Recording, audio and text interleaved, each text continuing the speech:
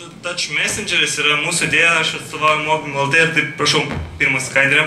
Idėja labai paprasta, tai būtų žinučių programa, bet vietoje to, kad tik tai rašai, tu gali piešti kažką, tarkim, tu esi chemijos egzaminė, bet ta skaidrė, kur čia yra, tai gimė man trečią kartą perlaikant egzaminą ir aš labai norėčiau, kad man padėtų šitą programėlę iki integralų egzamino padaryti. Tai idėja ta, kad tu kažką parašai, tarkim, ar gali man padėti įspręsti ir, tarkim, su klaviatūra tu negalėtum parašyti cheminės lygties, su pirštu gali nupiešti, arba gali diferencialinį lygtį nupiešti, arba tu gali daug ką nupiešti. Pavyzdžiui, labai daug žmonių bendrauja tiesiog be pointo, arba tu vaikinas ir mergina, ne, kovo 8-oji, sveikinu su kovo 8-oji ir gėlytė, arba kitas piešiniukas. Nu, ta prasme, idėjų tam yra, dar kitą skaidrę, prašau.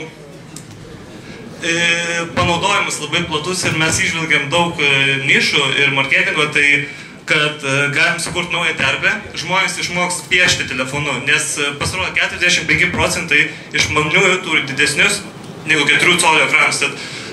Atsiranda niša ir mes norim ją užpildyti, norim pasiūlyti tokią technologiją. Tai jeigu yra klausimų, prašau. Paieškai. O, taip, reiktų dizainerio. Ir beje, šitą idėją jau laimėjo Omnitel programėlė dirbtuvės, kuris buvo logine. Todėl gegužės 3 dieną, jeigu padarom, mes turim šansų laimėti Microsoft prizą, tai čia gal keli tūkstančių čekis telefonų. Tai idėja ta, kad šita programa turi iš vieno telefono Microsoft į kitą telefoną nusiųsti daugmaž tą žinutę. Ir jeigu mes tai padarom, man atrodo, tie programėliai Silverlight bus apdovanoti tais telefonus iš Microsoft. Ir taip pat reikia Android kodo riterio, iOS meistro, dizainerio, marketingisto ir visų talentingų žmonių. Ir mes žadam užkariauti pasaulį. Tai ačiū už dėmesį. Dirbtinio intelekto nebus.